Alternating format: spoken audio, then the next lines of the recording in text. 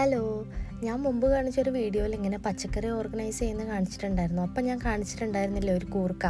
ഇന്ന് നമുക്ക് സിമ്പിളായിട്ട് കൂർക്ക ഇട്ടിട്ട് ഇങ്ങനെ ഒരു ചിക്കൻ കറി ഉണ്ടാക്കാമെന്ന് കണ്ടു നോക്കാം. ഭയങ്കര സിമ്പിളാണ് കേട്ടോ.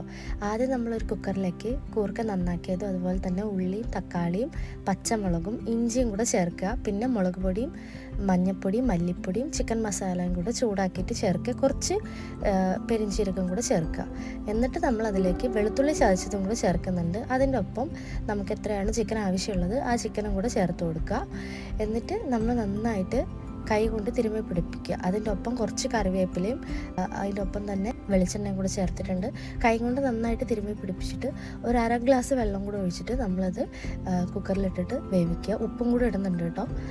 എന്നിട്ട് നന്നായിട്ട് വെന്ത് 2 വിസിൽ ഒക്കെ ആകുമ്പോഴേക്കും നന്നായിട്ട് വെന്ത് കിട്ടും.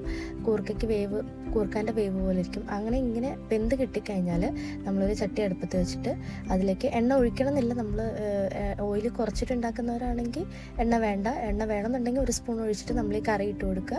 അതിനൊപ്പം കുറച്ച് കുരുമുളക് പൊടിയും കൂടെ ഇട്ടിട്ട് ഒന്ന് കുറുക്കിയെടുക്കുക. അത് നിങ്ങൾക്ക് പെരട്ടാക്കിയിട്ട് ചാറ് വറ്റിച്ചെടുക്കാം, അങ്ങനെയും കഴിക്കാം. അല്ലാതെ ഇങ്ങനെ ചാറോട് കൂടിയും കഴിക്കാം. നല്ല ടേസ്റ്റാണ്. സിമ്പിളായിട്ട് ഉണ്ടാക്കാൻ പറ്റുന്നതാണ്. എല്ലാവരും ഒന്ന് ഉണ്ടാക്കി നോക്കി നോക്കുക. ഇത് നമുക്ക് ചപ്പാത്തിൻ്റെ കൂടെ, അപ്പത്തിൻ്റെ കൂടെ, ചോറിൻ്റെ കൂടെ എല്ലാം നല്ല കോമ്പിനേഷനാണ്.